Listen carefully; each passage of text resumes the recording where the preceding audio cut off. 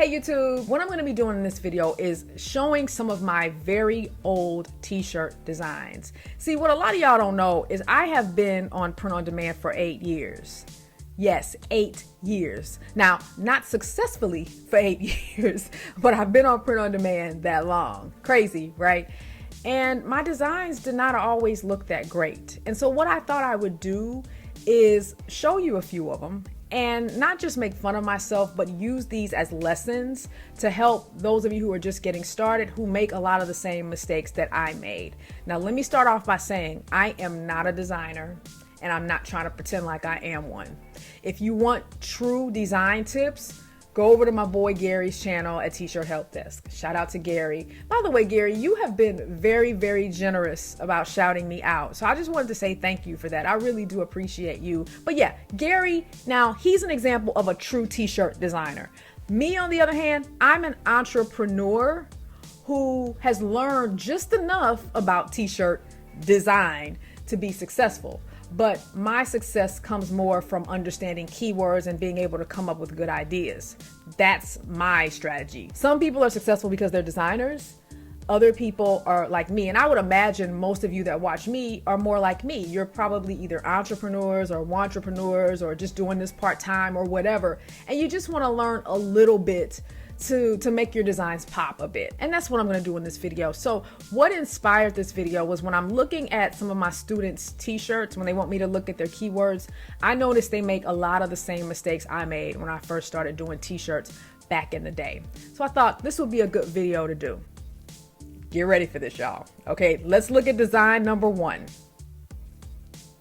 This is bad.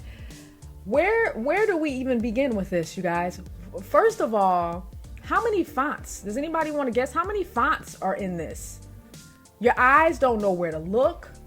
I've got icons plastered all over the place. This woman is throwing her poor kid up in the air. This flower's just chilling, looking lost. It's just so much going on in this design. You know what this looks like?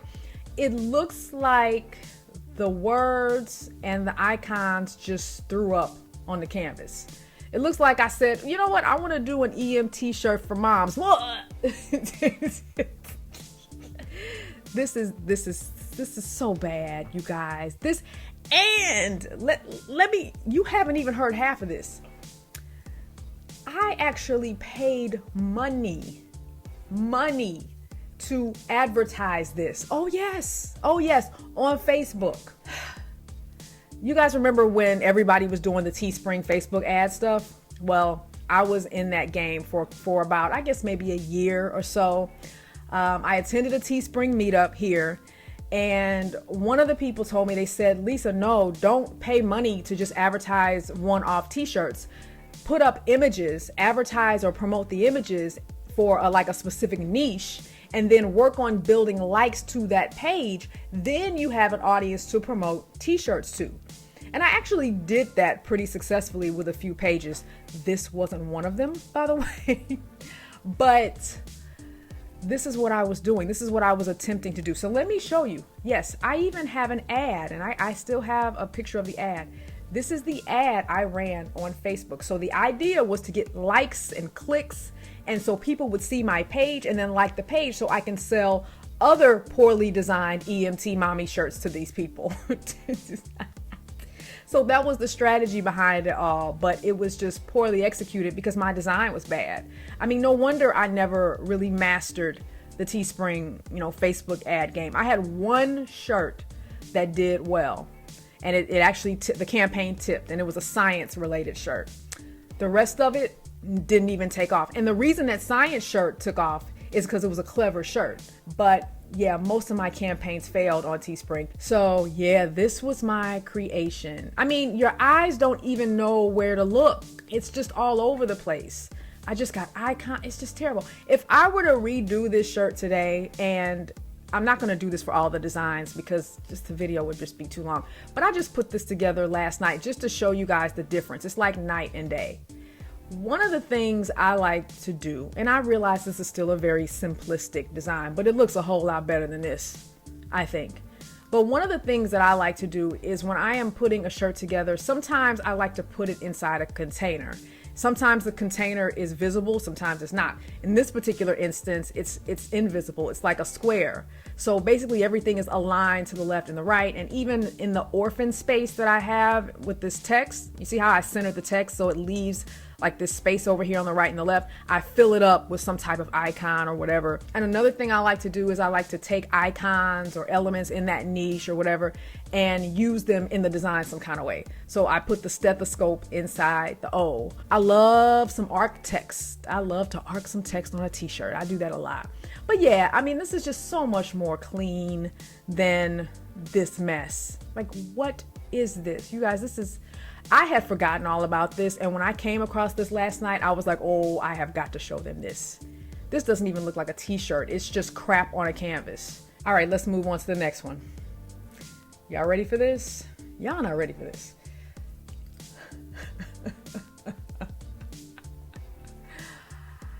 What in the PowerPoint slide is going on here? Date a runner. And let me come clean. You guys want to know where this came from? Some of you might have seen this. The actual shirt said, date a runner. Other athletes are just players, or something like that, which I thought was super, super clever. So I said, well, I don't want to copy someone's design exactly. I'm just going to reword it. Does that sound familiar? Yeah, I can't lie. I started off doing that too. I think that's how a lot of people start with POD. Unfortunately, that's how some people continue to do as well. But yeah, I took somebody's idea basically and tried to rephrase it. So yeah, once again, I was trying to build up a running page on Facebook so I could sell shirts to these people. It's crazy. I mean, it's left aligned. What is this, a blog post? You got this paragraph of text. There's the custom shape again. Y'all let me tell you, this was around the time I discovered you can add custom shapes to Photoshop. So I went nuts all over the internet finding custom shapes. And I was like, oh, I'll just throw these custom shapes into my t-shirts. And so I was just custom shape crazy, as you can see. Because we don't play games like other athletes. So I tried to rephrase somebody's text, but I made it too wordy, and you have to look at it and go, what does that even mean? I'm like, oh, I get it. See, this is why you don't take other people's stuff. This is a good example right here. You know, this is why you come up with your own stuff, because here I am trying to work my way around this, and I ended up just making it not even funny. It's not even clever anymore the way I worded it. And I guess I must have learned how to use the line tool because I got her running on this double line or whatever. But this is the part that really kills me up here. This left alignment with the space hanging out. Like, I would never let this happen today. That would bother me. And don't get me wrong. I mean, sometimes left aligned t-shirts do look fine. The one that comes to mind is the legendary since whatever year, the birthday shirt. Like, that looks fine. But in this case, when you have a blog post or a PowerPoint slide or whatever this is, it just doesn't look like a t-shirt. It looks like a PowerPoint slide. It looks like I'm speaking about running, and this is slide number 1. It's so many things wrong with this. Wow. See, I've seen real designers get upset with the POD world today because there's people like me coming in, junking it up with stuff like this. I can't be mad at you guys. I see why y'all get mad, because here you are, you've got these skills and you can't even get your stuff seen because people like me are uploading stuff like this. I can't be mad at you. I just can't. Crazy. But you got to be able to laugh at yourself at the end of the day. You have to. All right, here's another one. There we are with the custom shapes again. Somebody should have told me the importance of a niche, because you can't even get more broad than that when you're talking about doing a wedding t-shirt. And I guess I must have learned that you can actually color the custom shapes as well. So I must have learned how to rasterize the layers by this point, because now the custom shapes have color. Ooh, this is funny. Wow. All right, next one. Now, let me zoom out here. This actually isn't too bad. And honestly, when I look at this, I think merch by Amazon circa 2015, 2016. Like, this particular idea, this to me is a classic merch by Amazon idea, right? You take a hobby or a pastime or a sport and you niche it down to a very specific person, like a woman, who lives in New York.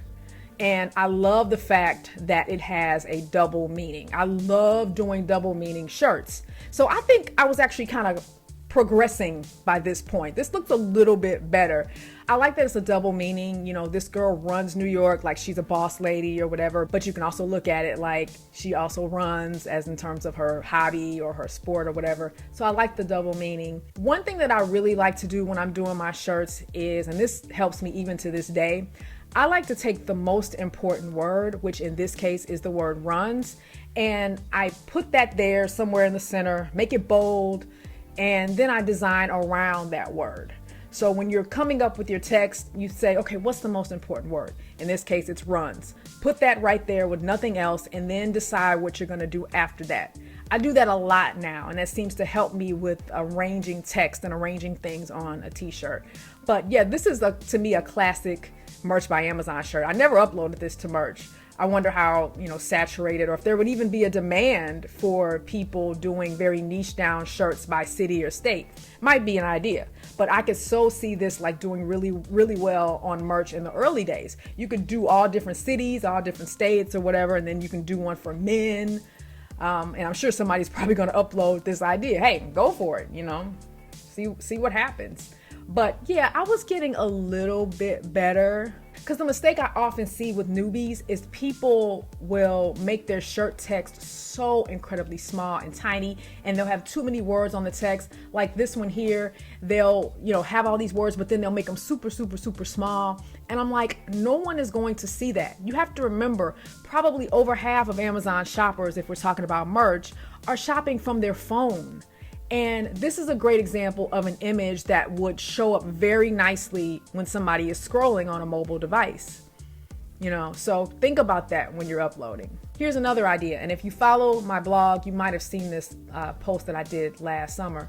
But this is an example of how you can take a very basic text shirt or design and turn it into something and make it pop. And this goes back to what I was just talking about. I like to take the most important word, in this case is the word love. I make it a different color, I make it a different font, and then I design around that word. And so I tried to balance the design out a little bit by adding the hearts, but in this case I aligned everything to the right.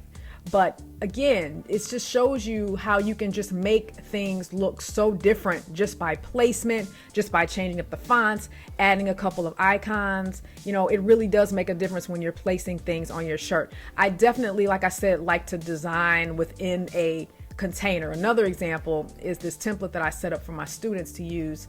This is another container. So the design is contained within this space, whether it's a physical container like a circle, or it's an invisible container like this. So yeah, I've come a long way with my designs. But like I've always said, it's not always just about the design. Very simple text designs can sell too, as my students just learned with my case study that I just did. It's not always about design, but it is helpful when you can make your text pop and not do stuff like this. I mean, you can do so much more than this, and there's so many different ways to make your text designs pop, as you've seen with some of the examples here. And once again, this is an example where I put the most important word here, and then I would choose what I'm going to put up here, and then maybe down here, and then maybe I can put an image or whatever in here.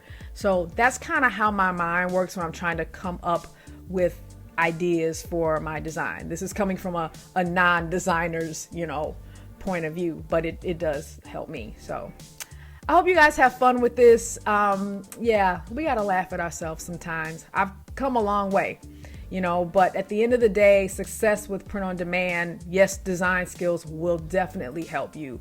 But at the end of the day, you also have to be able to find keywords you can sell in and come up with your own unique ideas, because you can have all the design skills in the world, but if you haven't figured out keywords that you can sell in, it really doesn't matter that much at the end of the day, especially for Merch by Amazon. But the designs have gotten a lot better though. If you've noticed on merch, you see a lot more artistic, a lot more detailed. You can definitely tell there are a lot more designers on Merch by Amazon now, but simple text does sell too.